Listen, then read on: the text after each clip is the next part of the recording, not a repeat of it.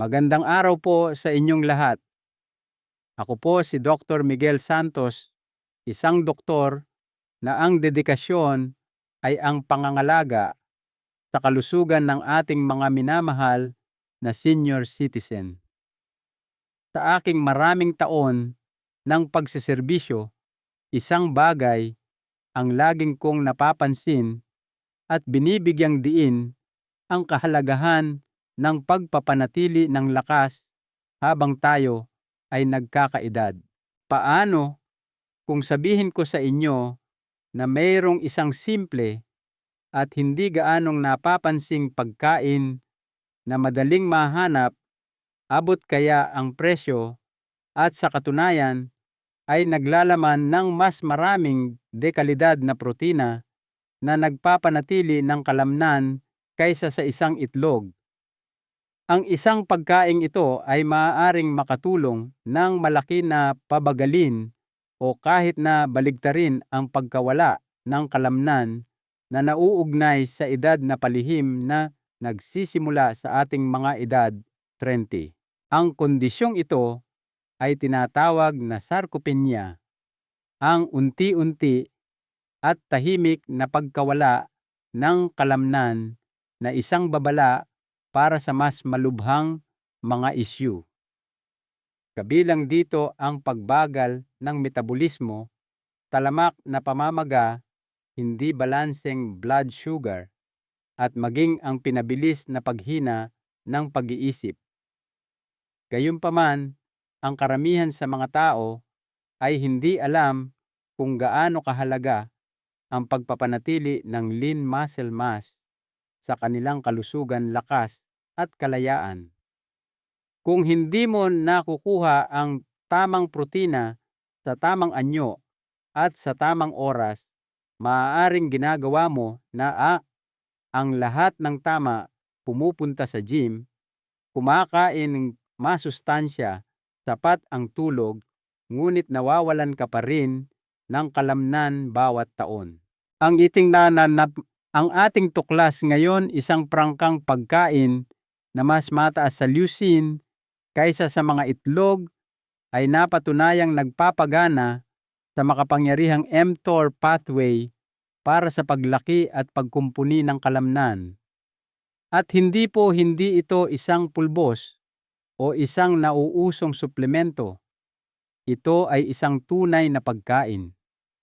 At tinitiyak ko sa inyo na sa pagtatapos ng ating talakayan ngayon, magkakaroon kayo ng isang malinaw at suportado ng siyensya na plano para sa pagpapanatili ng inyong lakas, pagpapahusay ng inyong mga kakayahan sa pag-iisip at pagpapanatili ng inyong kalayaan hanggang sa inyong mga edad 70 at higit pa sa pamamagitan lamang ng mga pagsasaayos sa dieta, tamang oras, at ilang maliliit na pagbabago sa araw-araw.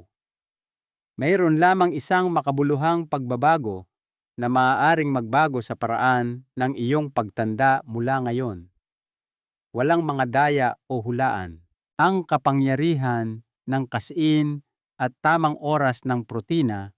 Kapag tinanong ang karamihan sa mga tao na magpangalan mo isang pagkaing mataas sa protina, malamang nasasabihin nila ay itlog. At may magandang dahilan.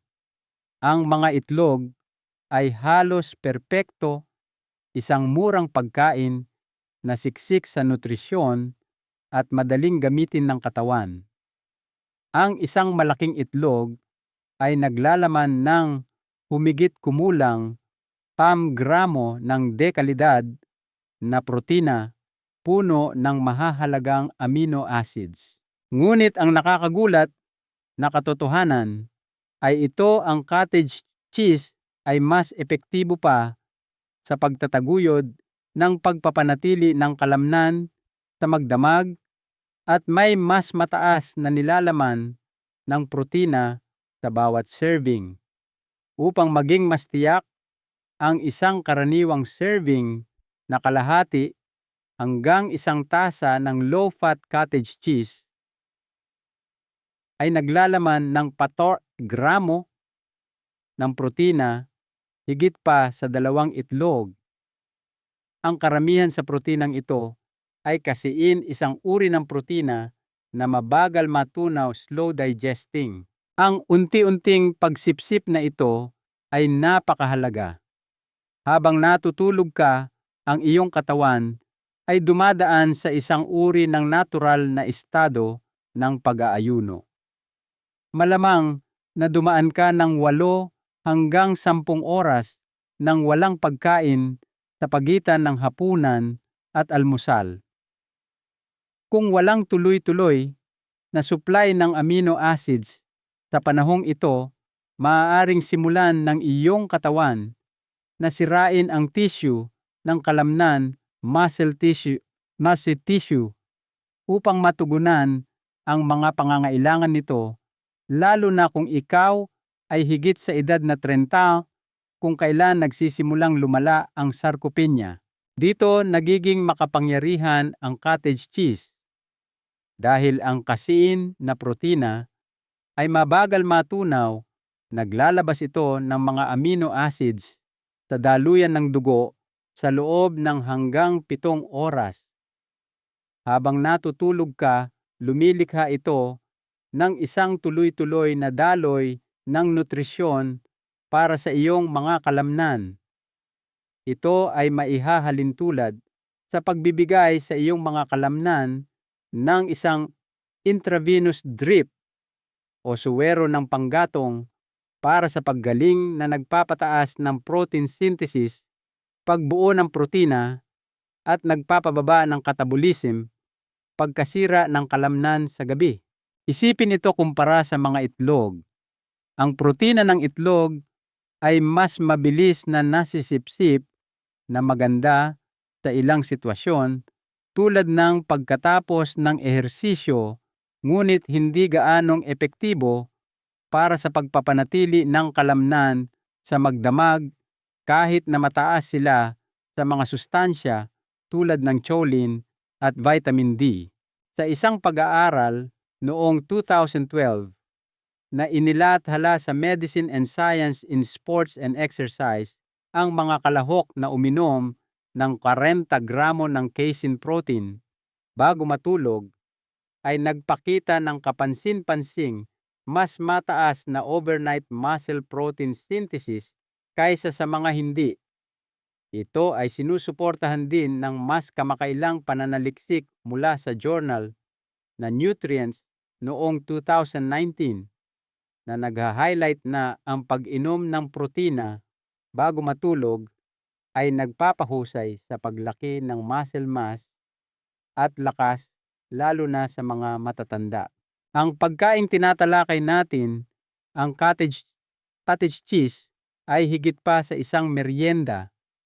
Ito ay isang kasangkapan sa pamamahala ng oras na tumutulong sa iyong katawan na lumipat mula sa isang estado ng pagkasira ng kalamnan patungo sa isang estado ng pagkumpuni kapag kinain 30 hanggang 60 minuto bago matulog. Narito ang isang simpleng protocol na maaari ninyong subukan. Tatawagin natin itong pre-sleep muscle protocol. Kalahati hanggang 1 tasa ng low-fat cottage cheese nagbibigay ng 14 hanggang 28 gramo ng protina. Optional para sa lasa at dagdag na sustansya, maaari kang magdagdag ng kaunting kanela cinnamon, ilang piraso ng walnuts, o 1 kutsaritang pulot pukyutan. Kailan kainin 30 hanggang 60 minuto bago matulog. Ito ay mas mainam lalo na pagkatapos ng isang mahaba at aktibong araw o pagkatapos ng ehersisyo na gumagamit ng bigat resistance training. Pero Doc, paano kung ako ay lactose intolerant? Iyan ay isang mahusay na tanong. Sa kasalukuyan, maraming mga brand ng cottage cheese ang lactose-free. Mayroon ding mga alternatibo tulad ng casein protein isolate na may katulad na mga benepisyo. Gayunpaman, ang sikreto ay nasa mabagal matunaw na protina na mayaman sa leucine na nagpapanatili sa iyong mga kalamnan na pinapakain sa buong gabi. Ang pagpapanatili ng kalamnan ay hindi lamang tungkol sa pagkain ng maraming protina. Ang tanong ay anong uri at kailan. Ang cottage cheese ay epektibo dahil umaayon ito sa mga natural na siklo ng pagtunaw at paglilipat ng protina sa kalamnan, hindi dahil ito ay uso o kakaiba. Ang susi sa pagpapalakas ng kalamnan leucine at ang mTOR switch, isipin na ang iyong katawan ay may isang switch o pindutan. Kapag pinindot ito, nag-uutos ito sa iyong katawan na panatilihin palakihin at kumpunihin ang iyong mga kalamnan. Mayroong ganoong switch. Ito ay isang protina na tinatawag na mTOR na nangangahulugang mechanistic target of rapamycin. Ito ay isa sa mga pinakamakapangyarihang regulator ng muscle protein synthesis sa iyong katawan. Narito ang problema, ang mTOR ay hindi laging naka-on. Sa katunayan, sa karamihan ng oras ito ay natutulog o bahagya lamang na aktibo, lalo na habang tayo ay nagkakaedad. Ito ang dahilan kung bakit ang simpleng pagdaragdag ng pag-inom ng protina ay hindi palaging nagre-resulta sa pagpapanatili ng kalamnan. Upang ganap na ma-activate ang mTOR, kailangan ng isang tiyak na amino acid na tinatawag na leucine sa sapat na dami. Tinatawag namin ang leucine bilang isang branch chain amino acid o BCAA. Ito ay mahalaga sa pagbibigay ng senyas sa iyong mga selula ng kalamnan na simulan ang proseso ng pagbuo. Ang pagkonsumo ng sapat na dami ng leucine, karaniwang 2.5 hanggang 3 gramo bawat kainan, ay parang pagpindot sa mTOR switch at nagsisimula ng isang sunod-sunod na reaksyon na nagbubuo ng kalamnan. Kung walang leucine, para kang may mga materyales sa pagtatayo, ngunit walang foreman o kapitan na mga ngasiwa sa konstruksyon. Ano ngayon ang koneksyon nito sa cottage cheese natural na mataas sa lahat sa leucine? Ang cottage cheese hindi tulad ng maraming pinagmumulan na mula sa halaman at maging sa ilang mga karne. Ang isang tasa ng low-fat cottage cheese ay naglalaman ng humigit kumulang gramo ng leucine na sapat na upang itaguyod ang muscle protein synthesis sa karamihan ng mga matatanda. Ginagawa nitong isang kalkuladong desisyon para sa pagsisimula ng proseso ng paglaki ng kalamnan at pagbibigay ng pangkalahatang protina. Ayon sa isang pag-aaral na inilathala sa The Journal of Nutrition, ang mga pagkaing mayaman sa leucine ay nagpapahusay ng muscle protein synthesis ng hanggang 25% higit pa kaysa sa mga pagkaing mababa sa leucine kahit na pantay ang kabuuang pag-inom ng protina. Sa isa pang pag-aaral noong 2011 na inilathala sa Clinical Nutrition, ang suplementasyon ng leucine ay nagpataas ng muscle mass at lakas ng mga matatanda nang hindi nila kailangang baguhin ang kanilang ehersisyo. Kaya mas mahalaga ang kalidad kaysa sa dami. Ang isang mangkok ng cottage cheese bago matulog ay maaaring magdulot ng mas malaking benepisyo sa iyong muscle mass kaysa sa isang mas malaking pagkain na mababa sa leucine. Ito ay isang kasangkapan na maaari mong gamitin kaagad. Leucine Threshold Protocol. Layunin maghangad ng 2.0 hanggang 3 gramo ng leucine bawat pangunahing kainan. Mga halimbawa, ito ay katumbas ng humigit kumulang 1 tasa ng cottage cheese, mga 140 gramo ng dibdib ng manok, o 2.5 scoops ng karamihan sa mga whey protein powder. Distribusyon, ikalat ang 3 hanggang 4 na pagkain sa isang araw na mataas sa protina. Ang pagpapanatili ng kalamnan ay hindi lamang tungkol sa lakas. Ipinakikita na ngayon ng pananaliksik ang isang malakas na ugnayan sa pagitan ng kalusugan ng isip at kalusugan ng kalamnan sa pamamagitan ng mga proseso tulad ng insulin sensitivity brain-derived neurotrophic factor (TNF) at kontrol sa pamamaga. Sa katunayan, ang mga matatanda na may mababang muscle mass ay mas malamang na makaranas ng depresyon at paghina ng pag-iisip.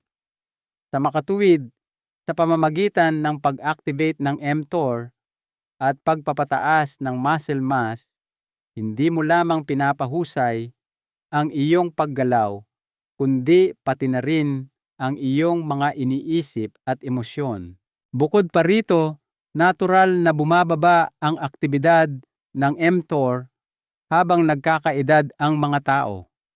Ito ang dahilan kung bakit madalas na nangangailangan ang mga matatanda ng mas mataas na dami ng protina at leucine bawat kainan kaysa sa mga mas bata upang makamit ang parehong resulta sa pagbuo ng kalamnan anabolic response. Ang punto ay hindi kumain na parang isang buwamtipim ko taong gulang. Ito ay tungkol sa pagkain sa paraang angkop para sa iyong edad at biyolohiya. Ang protina ay hindi lamang isang sangkap ng kalamnan.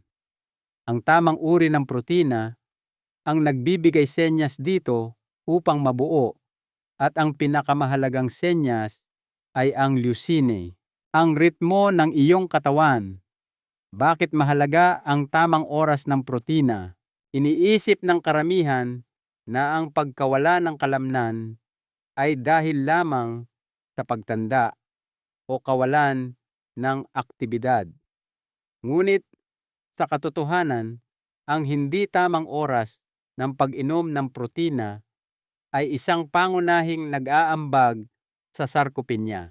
Ang iyong panloob na orasan o circadian rhythm ay may malaking epekto sa kakayahan ng iyong katawan na mapanatili at mapalago ang kalamnan.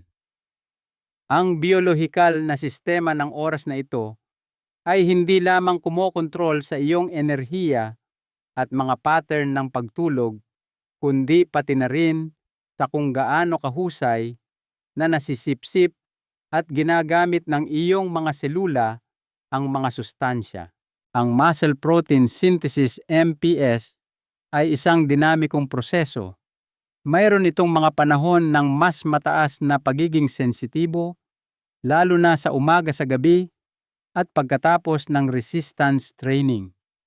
Gayunpaman, kung kumain ka ng masyadong kaunti sa tamang uri ng protina o lumaktaw sa mga panahong iyon, ang iyong katawan ay maaaring pumasok sa isang estado ng netong pagkasira ng kalamnan. Karamihan sa mga tao ay kumukonsumo ng napakakaunting protina sa almusal at karamihan nito ay sa hapunan. Kung ikukumpara sa pamamahagi ng protina ng pantay-pantay sa 3 hanggang 4 na pagkain sa isang araw, ang hindi pantay na pamamahagi na ito ay nagreresulta sa mas kaunting kabuuang muscle protein synthesis sa paglipas ng panahon ayon sa isang pagsusuri noong 2020 na inilathala sa Journal of Nutrition. Ipinahiwatig ng pananaliksik na ang pagkain ng protina bago mismo matulog, lalo na ang mga mabagal matunaw na protina tulad ng kasin, ay maaaring lubos na mapabuti ang pagkumpuni ng kalamnan sa magdamag. Ito ay dahil ang pagtulog ay isang kritikal na panahon para sa memorya, pagbabagong buhay ng tissue at paglabas ng growth hormone. At hindi magagawa ng iyong katawan ang mga gawaing ito sa kanilang pinakamahusay kung ito ay kulang sa mga amino acids sa panahong iyon. Ayon sa isang pag-aaral noong 2015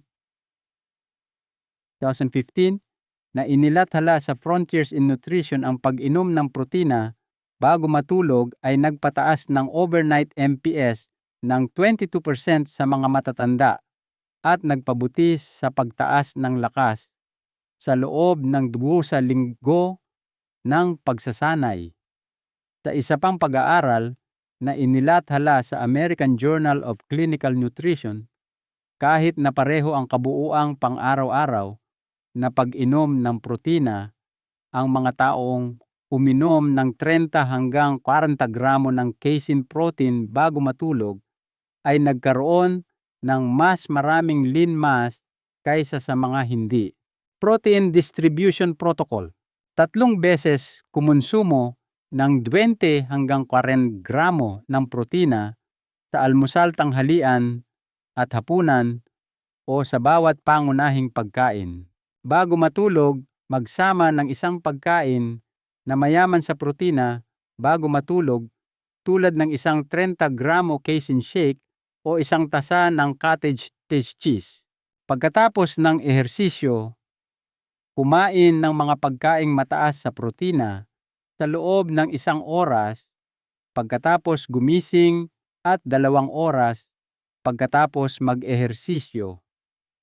Kung nagsasanay ka sa gabi, ang protinang iyon ay nagiging mas makapangyarihan dahil sasabay ito sa natural na mga siklo ng paggaling ng iyong katawan habang natutulog ka at magpapataas din ng senyales para sa pagkumpuni ng kalamnan. Ang pagkonsumo ng balanseng dieta ng protina ay tumutulong na mapanatili ang produksyon ng dopamine, bawasan ang pagtaas ng asukal sa dugo, at pahabain ang talas ng isip. Ito ang paraan kung paano tayo lumilipat mula sa basta-bastang pagkain patungo sa estratehikong pagpapakain sa ating sarili, mula sa pagtugon sa gutom patungo sa pag-ayon sa ating biyolohiya. Ang lakas ay hindi lamang nabubuo sa gym, kundi pati na rin sa kusina at pinangangalagaan habang ikaw ay natutulog. Ang iyong kalamnan ay gamot para sa iyong utak. Hindi ito isang metapora. Sinasabi ng neuroscience na ang kalamnan ay gamot ng utak. Bilang karagdagan sa pagtulong sa paggalaw, ang skeletal muscle ay isang tissue na aktibo sa metabolikong paraan na nakakaapekto sa balanse ng hormone regulasyon ng asukal sa dugo at maging sa plasticity ng utak. Kapag ikinokontrata mo ang iyong mga kalamnan maging sa pamamagitan ng paglalakad, resistance training, o kahit na isometric tension, naglalabas ang iyong katawan ng mga molekula na kilala bilang myokines. Ang maliliit na signaling proteins na ito ay inilalabas ng mga hibla ng kalamnan, dumadaloy sa daluyan ng dugo at kumukonekta sa iyong utak at iba pang mga organo. Ang irisin, isa sa mga pinakamakapangyarihang myokines, ay ipinakitang nagpapasigla sa brain's neurotrophic factor, BDNF, isang mahalagang molekula na nagtataguyod ng pag-unlad ng mga bagong neuron at synapses. Ito ay inilalabas sa panahon ng pisikal na aktibidad. Ang BDNF ay madalas na tinutukoy bilang pataba ng utak dahil ito ay mahalaga para sa memorya, pag-aaral at emosyonal na kontrol. Sa makatuwid ang pagpapanatili ng lean muscle, lalo na sa pamamagitan ng paggalaw at diyeta na mataas sa protina ay hindi lamang nagpapataas ng lakas, kundi pati na rin ng katatagan, kalinawan ng isip at emosyonal na katatagan.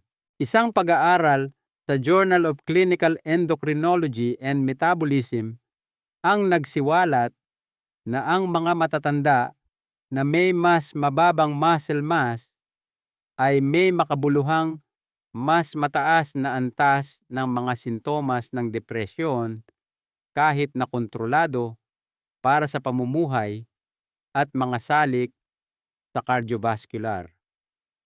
Isang iba't ibang pag-aaral na inilathala sa neurology noong 2022 ang nagsiwalat na ang mas mataas na midlife muscle mass ay nauugnay sa mas mababang panganib ng demensya sa huling bahagi ng buhay.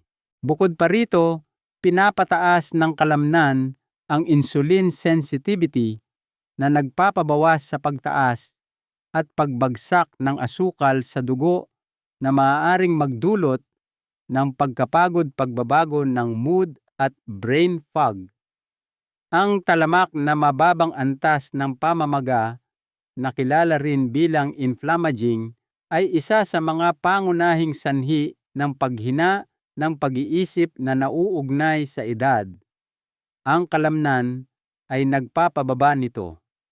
Ipinakita na ang resistance training at sapat na protina, lalo na mula sa mga pagkaing mayaman sa leucine tulad ng cottage cheese, ay maaaring magpababa ng mga marker ng pamamaga tulad ng CRP at IL-6.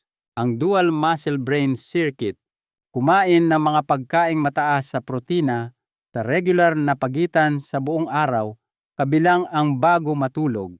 2 hanggang 4 na beses sa isang linggo magsagawa ng strength training kahit na may resistance bands o sariling bigat ng katawan. Maglakad sa pagitan ng 7,000 hanggang 10,000 hakbang sa isang araw upang itaguyod ang patuloy na paglabas ng myokin.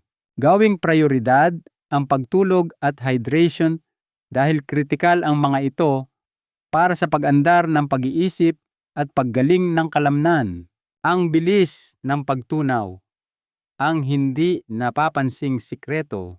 Hindi lamang magkakaiba ang mga protina sa kanilang komposisyon ng amino acid, kundi maging sa bilis o bagal ng kanilang pagtunaw. Ito ay mas mahalaga kaysa sa inaakala ng karamihan dahil ang bilis kung saan pumapasok ang mga amino acid sa iyong daluyan ng dugo ay maaaring matukoy kung ang iyong mga kalamnan ay masisira o makukumpuni, lalo na sa mga panahon ng pag-aayuno tulad ng pagtulog o mahabang araw ng trabaho. Ang mga mabilis matunaw na protina tulad ng whey at mga itlog ay mabilis na nagpapataas ng mga antas ng amino acid na ginagawang perpekto para sa pagkatapos ng ehersisyo kapag ang iyong mga kalamnan ay handa na para sa mabilis na pagkumpuni. Sa kabilang banda, ang mga mabagal matunaw na protina kung saan ang casein ang pangunahing protina sa cottage cheese na isang pangunahing halimbawa ay naglalabas ng mga amino acid ng paunti-unti sa loob ng 6 hanggang 8 oras. Nagbibigay ito sa iyo ng isang pare-parehong epekto sa pagbuo ng kalamnan na partikular na kapaki-pakinabang kapag hindi ka kumakain. Isang seminal na pag-aaral na naghahambing sa casein at whey protein ang inilathala sa American Journal of Clinical Nutrition noong 1997. Ipinakita ng mga resulta na habang ang whey protein ay nagdulot ng mabilis, ngunit panandaliang pagtaas ang casein ay nagdulot ng katamtaman, ngunit matagal na pagtaas ng plasma amino acids na lubos na nagpapababa ng pagkasira ng protina sa loob ng maraming oras. Habang natutulog ka, ang iyong katawan ay dumadaan sa 7 hanggang 10 oras nang walang anumang panlabas na enerhiya. Kung hindi ka kumokonsumo ng mabagal na amino acids bago matulog, maaaring gamitin ng iyong katawan ang tisyu ng kalamnan bilang mapagkukunan ng enerhiya, lalo na kung ang iyong pang-araw-araw na pag-inom ng leucine o protina ay mas mababa sa perpekto. Ang parehong bagay ay totoo para sa mahahabang araw na may naantalang pagkain, paulit-ulit na pag-aayuno o mataas na antas ng stress na lahat ay nagpapataas ng hormone na cortisol na nagdudulot ng pagkasira ng kalamnan. Ang mga mabagal matunaw na protina ay nagsisilbing isang buffer o pananggalang sa bawat isa sa mga sitwasyong ito. Pinapanatili ang pagkakaroon ng protina sa kalamnan habang binabawasan ang pagkasira. Plano sa pagtunaw para sa pagpapanatili ng kalamnan. Mabilis na protina, gumamit ng manok itlog at iba pang mabilis matunaw na protina sa umaga o pagkatapos mismo ng ehersisyo. Mabagal na protina, bago matulog o sa panahon ng mahabang pag-aayuno, gumamit ng Greek yogurt o cottage cheese kombinasyon. Para sa pinakamainam na epekto, pagsamahin ang mabagal na protina sa isang maliit na halaga ng taba o hibla fiber upang mas mapabagal pa ang pagsipsip at mapabuti ang pakiramdam ng pagkabusog. Kahit na kumonsumo ka ng malusog na dami ng protina sa araw, kung ang hapunan ay tapos na ng 7:00 ng gabi at maghihintay ka hanggang 9:00 ng umaga bago kumain muli, iyon ay isang 14 na oras na pag-aayuno. Nasa panganib ang iyong mga kalamnan sa magdamag maliban kung magdaragdag ka ng mabagal matunaw na mga amino acid sa gabi. Ito ang dahilan kung bakit ang pagkonsumo ng isang 30 gramo casein shake o isang tasa ng cottage cheese bago matulog ay isang napakalakas at suportado ng siyensya na estratehiya. Ang kumpletong pang-araw-araw na protokol para sa lakas at kalayaan. Sa oras na tayo ay nasa ating mga edad o 70, unti-unti tayong nagsisimulang mawalan ng kalamnan sa rate na humigit kumulang 3 hanggang 8% bawat dekada na bumibilis pagkatapos ng edad na 60. Ang sarcopenia ay isang proseso na higit pa sa pagiging mukhang matanda. Ito ay may kinalaman sa pagbawas ng lakas, mas mataas na panganib na masaktan, mas mahinang kalusugan ng metabolismo at maging sa paghina ng pag-iisip. Ngunit narito ang nakapagpapalakas na katotohanan, maaari mong baligtarin ang prosesong ito gamit ang isang tiyak na pang-araw-araw na pamumuhay na batay sa biyolohiya, hindi sa haka-haka. Ito ay hindi tungkol sa matinding ehersisyo o mga nauusong suplemento, kundi sa pag-align ng iyong mga gawi sa mga pangangailangan ng iyong katawan. Ang protocol para sa lakas sa buong araw, oras ng protina.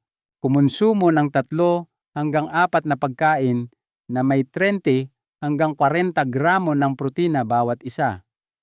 Unahin ang mga kumpletong protina na mayaman sa leucine tulad ng itlog, manok, isda, cottage cheese, Greek yogurt o whey. Gumamit ng isang mabagal matunaw na protina tulad ng 30 gramo ng casein o isang tasa ng cottage cheese 30 hanggang 60 minuto bago matulog. Leucine threshold sa bawat pagkain. Tiyakin na ang bawat pagkain ay naglalaman ng hindi bababa sa 2.5 hanggang 3 gramo ng leucine, 140 gramo ng dibdib ng manok, isang tasa ng low-fat cottage cheese, 2.5 scoops ng whey protein. Pagsasanay na may bigat resistance training. Magbuhat ng mga pabigat, gumamit ng resistance bands, o magsagawa ng mga ehersisyo gamit ang sariling bigat ng katawan 3 hanggang 4 na beses sa isang linggo. Bigyang pansin ang mga compound movements ehersisyo na gumagamit ng maraming kasukasuan. Unahin ang pagiging pare-pareho kaysa sa intensidad. Magsanay hanggang sa halos mapagod ka na. Araw-araw na pagkilos, maglakad ng 7,000 hanggang 10,000 hakbang sa isang araw o subukang makakuha ng 30 minuto ng katamtamang ehersisyo. Optional, magsama ng maikling pagsabog ng intensidad tulad ng paglalakad sa paakyat o pag-akyat sa hagdan. Pag-optimize ng tulog, maghangad ng 7 hanggang 9 na oras ng kalidad na tulog. Mag-relax sa mababang liwanag 60 minuto bago matulog. Kung nahihirapan kang makatulog, subukan ang breathwork o magnesium glycinate. Gawing prioridad ang regular na oras ng paggising at pagtulog. Iwasan ang mga saboteur ng kalamnan. Bawasan ang iyong pag-inom ng alak, mga pagkaing lubos na naproseso, at matagal na panahon ng hindi pagkilos. Huwag masyadong umasa sa cardio lamang.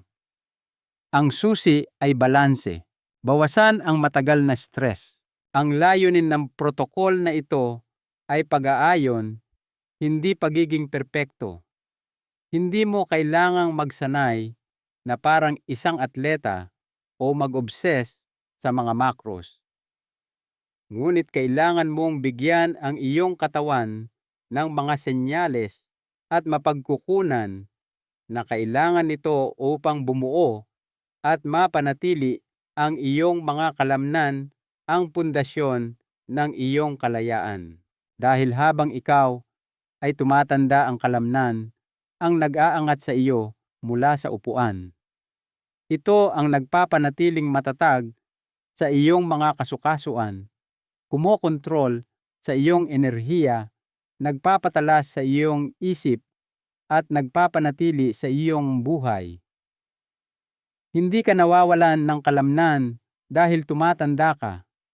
Nawawalan ka nito dahil itinigil mo ang pagbibigay sa iyong katawan ng motibasyon at mga mapagkukunan upang mapanatili ito.